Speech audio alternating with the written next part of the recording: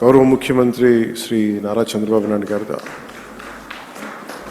అలాంటి సక్సెస్ఫుల్ రోజున ఈ రోజున శాసనసభ్యులందరూ ఈ క్రీడా సమ్మేళనం తాలూకు మన ప్రైజ్ డిస్ట్రిబ్యూషన్ కానీ అలాగే ముఖ్యంగా ఈ కల్చర్ ప్రోగ్రామ్ చూస్తే నాకు నేను చేసిన గబ్బర్ సింగ్ సినిమాలో నా పోలీస్ స్టేషన్ సీన్కి వచ్చింది, చచ్చిపోయాను నిన్న. అంటే నేను ఎప్పుడు నా లైఫ్లో ఇన్ని దశాబ్దాలు అంటే మనకు కొంచెం మన అసెంబ్లీలో ఇన్ని దశాబ్దాలుగా ముఖ్యమంత్రి గారిని మన నారా చంద్రబాబు నాయుడు గారిని చూస్తున్నప్పుడు ఎప్పుడు ఆయన ముఖం ఇంత నవ్వుగా నేను నా జీవితంలో మనం ఎవరూ చూడలేదు. అసలు ఎప్పుడు అంటే అంటే నవ్వే పరిస్థితులు ఉండవు. ప్రత్యేకించి ఇందాక మన గౌరవ శాసనసభ్యులందరూ కల్చరల్ ప్రోగ్రామ్ చేస్తూ ఉంటే ఒక నియోజకవర్గాన్ని బాధ్యత మోసే ఎమ్మెల్యేకి ఇన్ని బాధ్యతలు ఉంటే 175 నియోజకవర్గాలు ఆల్మోస్ట్ ఒక ఇన్ని పార్లమెంట్లు 25 పార్లమెంట్లు ఒక రాష్ట్రం ఇన్ని కోట్ల మంది జనం బాధ్యత మోసే వ్యక్తి నవ్వు రావడం అనేది ఉండదు. ఎప్పుడు లోపల ఎలా చేయాలి సమస్యను ఉంటుంది. అలాంటి వ్యక్తికి మీరు అలాంటి బలమైన నాయకుడికి మీరు నవ్వు కలిగించినందుకు మనస్ఫూర్తిగా మీకు చేతులెత్తి నమస్కరిస్తున్నాం.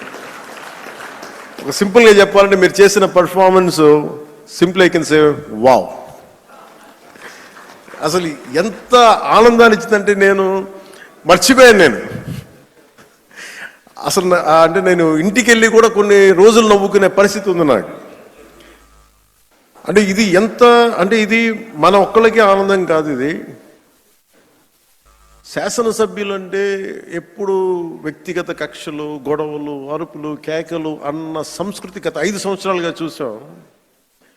అలాంటిది మనందరూ విభిన్నమైన పార్టీలకు చెందిన వాళ్ళం, అందరం కలిపి ఎన్డీఏ కూటమి.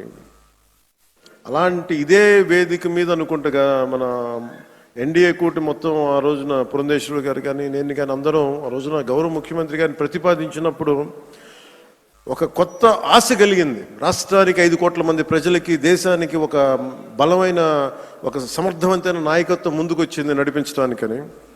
ఈ రోజున సమర్థవంతమైన నాయకత్వమే కాదు, ఆనందాన్ని పంచే నాయకత్వం కూడా శ్రీ నారా చంద్రబాబు నాయుడు గారిలో చూసాం. అసలు ఇలాంటి వేడుకని ముందుకు తీసుకెళ్లిన వ్యక్తి సహజంగానే ఆయనలో ఉండే ఒక గ్రేట్ హ్యూమర్ ఉంటుంది, హాస్యశీలి.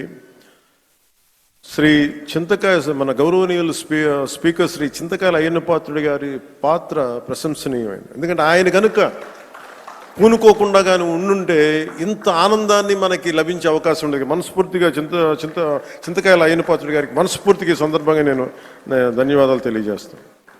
అలాగే గౌరవ అసెంబ్లీ చైర్మన్ శ్రీ కొయ్యి మోషన్ రాజు గారికి, అలాగే దుర్యోధనుడిగా మనందరిని ఆలోచించిన శ్రీ రఘురామకృష్ణరాజు గారికి, కమిటీ సభ్యులకి, స్పోర్ట్స్ డిపార్ట్మెంట్ అధికారులకి, కార్యక్రమాన్ని విజయవంతంగా నిర్వహించిన ప్రతి ఒక్కరికి నా హృదయపూర్వక కృతజ్ఞతలు.